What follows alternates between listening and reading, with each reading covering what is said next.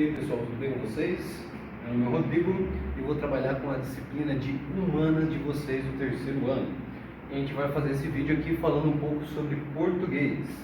A parte do assunto número 1, que vai falar de concordância verbal. Então galera, o que é concordância verbal? Não sei. Ou melhor, o que é concordância? Concordância é o momento da língua portuguesa aonde as etapas, podemos dizer assim, das orações estão combinando, estão praticando as mesmas situações de tempo ou de número. E essa ideia está relacionada principalmente verbal com verbo. O miserável é um gênio! Então vamos relembrar algumas coisas bem clássicas de uma oração. A oração sempre tem três partes: sujeito, o verbo e o complemento, podemos chamar de predicado.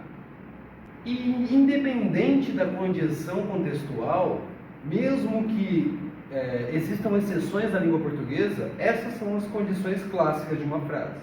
Então aqui tem um exemplo, desconsiderem porque eu escrevi errado de propósito, para a gente observar primeiro essas características, onde elas estão presentes. Aqui na frase, os alunos é esperto, a própria leitura já está dizendo para a gente que tem alguma coisa de errado. Mas, desconsiderando o erro, vamos relembrar primeiro as partes da frase. Os alunos é esperto, o sujeito vai ser aquele que sofre ou pratica a ação. No caso dessa frase, quem são? Os alunos. O verbo é a ação, o estado ou fenômeno da natureza que é descrito dentro da nossa frase. Nesse caso, ele é bem pequenininho. É. E por último, a gente tem o complemento, o predicado, que pode se comportar de várias maneiras diferentes. No caso dessa oração, ele é um adjetivo, uma característica dos alunos, que são espertos. Então, dentro da nossa frase, os alunos é o sujeito, é o verbo, e esperto, o predicado, o complemento, o adjetivo. Então, galera, não que isso seja totalmente obrigatório para vocês encontrarem suas respostas na apostila, mas sabendo quem é o sujeito, a condição verbal e o resto da frase, o predicado, o predicativo, você consegue discernir aonde está as semelhanças e as diferenças, ou melhor, aonde está certo e errado. Então agora vamos observar o erro. Quando a gente fala de sujeito, os alunos, é um aluno ou é vários alunos? É vários. Então, vários, nosso sujeito está no plural. Agora, quando a gente conjuga no plural, o nosso verbo ser, no caso conjugado é, ele tem que ficar no plural para o sujeito também. Então, os alunos são. E percebam que não está são, está é. Logo, o nosso verbo está no singular. Assim como o complemento esperto também está no singular. Então essa frase está escrita incorreta. O correto seria que o verbo e o sujeito concordam. Logo, o correto seria: o aluno é esperto. Tudo no singular. Então, gente, é claro que a regra do português ela acaba se extenuando, se agravando com as exceções.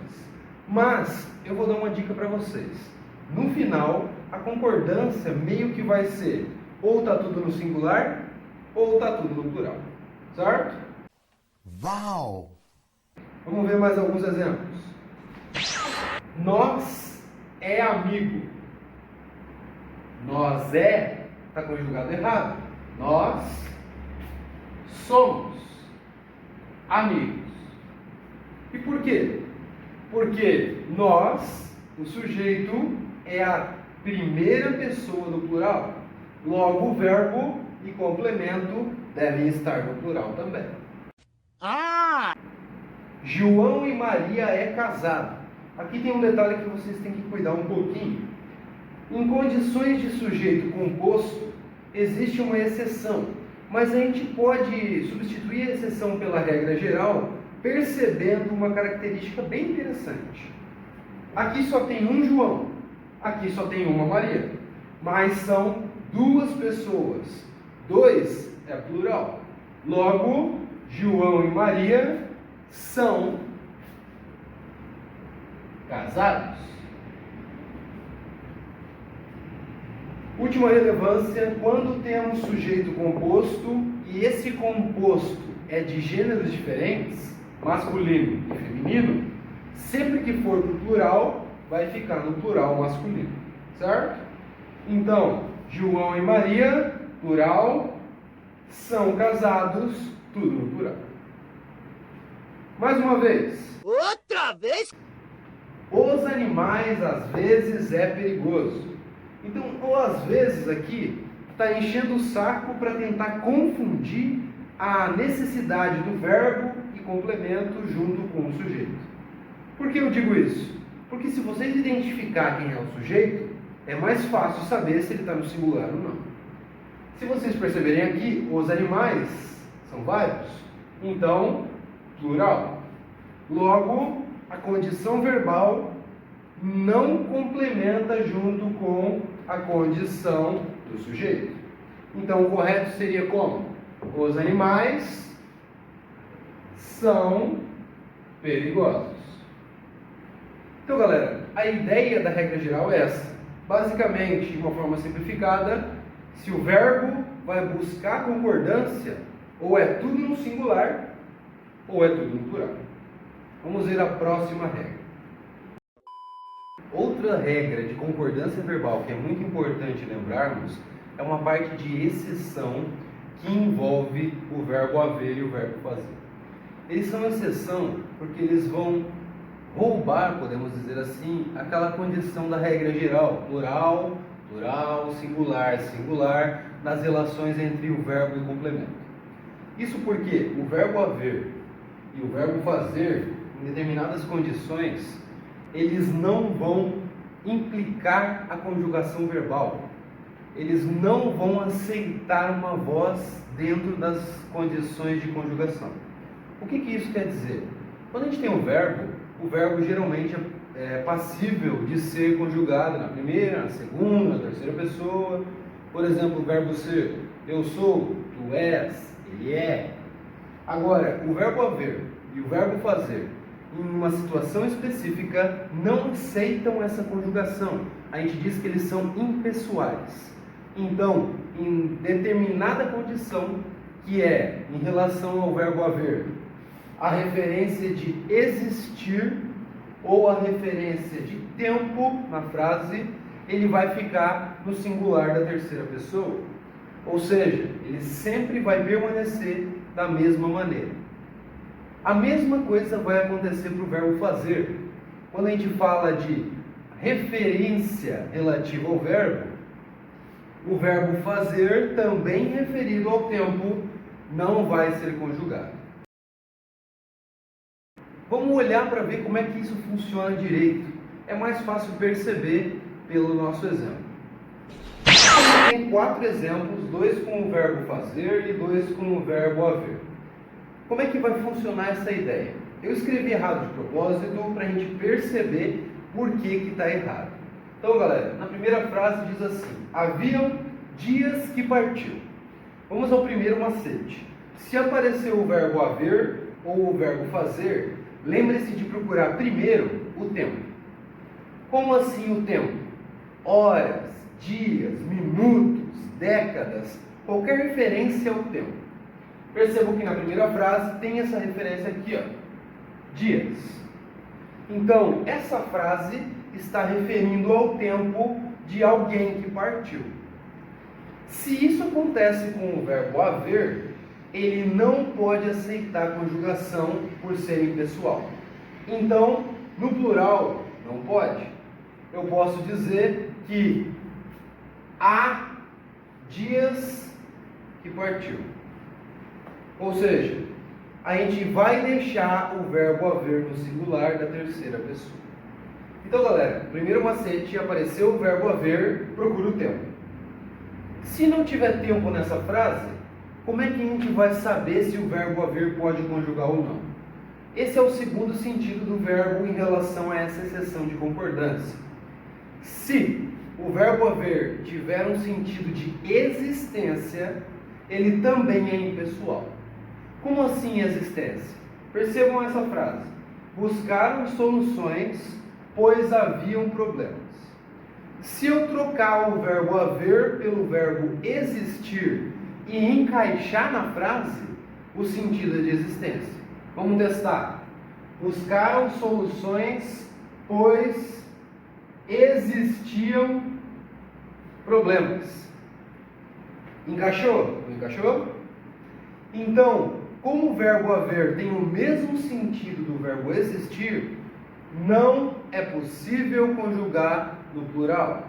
Por isso, o correto seria buscaram soluções, pois havia problemas. Então, galera, o verbo haver é o mais chatão, quase sempre na língua portuguesa, e vocês devem lembrar desse pequeno macete de concordância. Apareceu o verbo haver, procura ver se tem tempo. Se tiver, ele tem que ficar no singular. Segundo macete, troca por existir. Se encaixar o verbo existir, ele também só pode no singular. O verbo fazer trabalha o mesmo princípio, só que agora só em relação ao tempo. Ou seja, só vai ser impessoal o verbo fazer se ele estiver se referindo a uma condição temporal. Mais uma vez, a regra é pelo macete de achar o tempo. Vamos ver nessa frase aqui. Fazem décadas que faleceu. Aqui tem o verbo fazer, então o macete é procura o tempo. Tem tempo nessa frase? Tem. Aqui, ó. Décadas. Se tem tempo, o verbo fazer não pode conjugar no plural, fica no singular. Então, como ficaria correta essa frase? Faz décadas que faleceu. Mesma coisa aqui embaixo. Na segunda frase de exemplo, tem o verbo fazer. A gente vai procurar o tempo. Onde é que está o tempo dessa frase? Aqui, ó. Minutos. Se tem tempo, verbo fazer impessoal. Então, o ônibus saiu faz 5 minutos. Então, galera, eu coloquei os exemplos escritos errado, porque vai ser basicamente dessa forma que os exercícios vocês vão trabalhar. Vocês vão ter que achar aonde está certo e aonde que está errado. E quando for o verbo haver, fazer, lembre-se, o macete é, primeiro, procurar o tempo. Se vocês acharem o tempo, não pode haviam, não pode no plural, não pode fazem, não pode no plural. E quanto ao verbo haver, se não der certo o macete do tempo, vocês vão fazer o macete do verbo existir. Se trocou por existir e encaixou na frase, o verbo haver também vai ser impessoal. Então, galera, essa regrinha é um pouco chata, mas não é difícil de lembrar, já que o princípio é procurar se tem referência ao tempo. E depois, no caso do haver, existência. Para finalizar a parte de concordância, nós veremos mais uma regra. 1.000.000.000 de anos depois. A próxima regra de exceção que a gente vai ver, ela vai trabalhar um pouco sobre a palavra hora e a presença ou não presença de sujeito na frase. Então, galera, em algum momento, em alguma determinada oração, vocês podem se deparar com a seguinte situação. Na frase, pode aparecer as palavras que servem como sujeito. Relógio, campainha, sino, gongo. Então, essas palavras, elas vão servir de sujeito e como são sujeito, o verbo deve concordar com elas. Ou seja, se o relógio está no singular, o verbo vai ficar no singular. Se são vários sinos no plural, o verbo vai ficar no plural. O problema aí que vocês devem cuidar é quando aparece também a palavra hora. Se eu tenho a palavra hora e o sujeito, é o sujeito que manda na concordância. Se eu não tenho o sujeito, só a palavra hora, é a palavra hora que manda na concordância. Confuso? Aham. Vamos ver como é que isso funciona.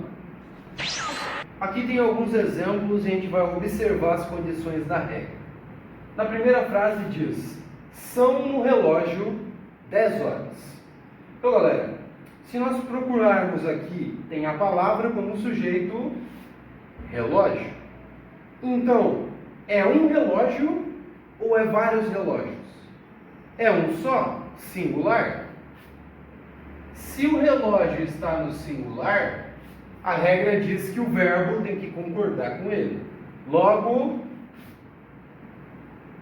é no relógio 10 horas.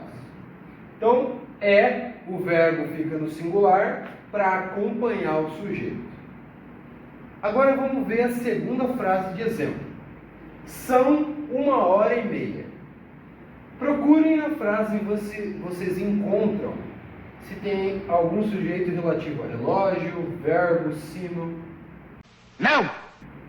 Não tem, né? Se não tem, como é que o verbo vai saber com quem concordar? Então a regra diz: se não tem aquele sujeito relógio, nós vamos procurar a palavra hora. E o verbo vai concordar com ela. Ou seja, se a hora é no singular, o verbo também fica no singular. Se é no plural, o verbo acompanha o plural. Então, percebam que hora está aqui, ela está no singular. Por quê? Uma hora é singular. Logo, o nosso verbo não está concordando. Plural. Então, como ficaria correto?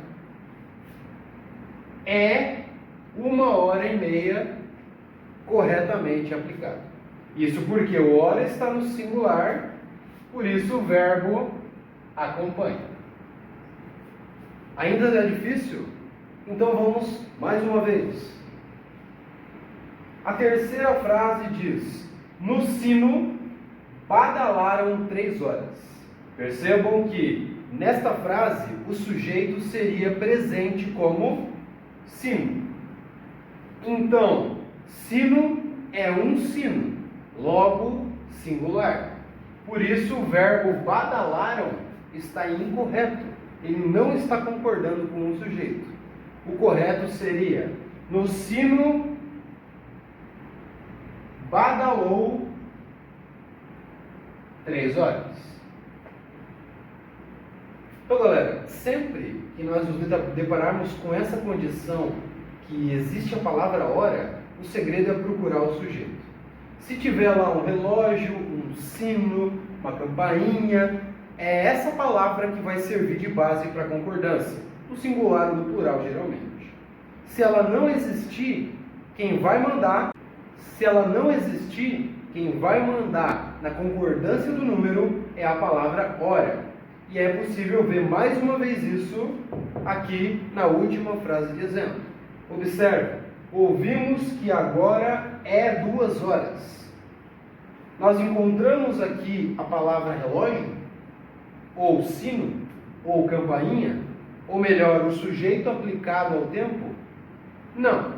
Então, a nossa condição verbal tem que concordar com a palavra horas.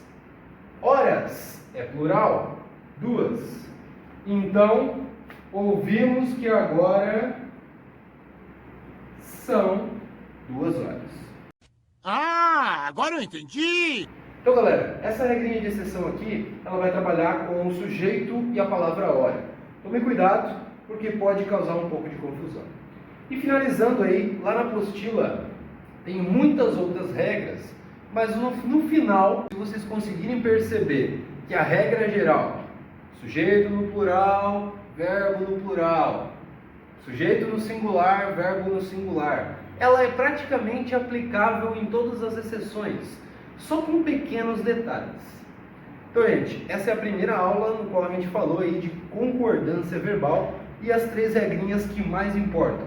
O resto é basicamente uma derivação da regra geral. Beleza para vocês e até a próxima aula.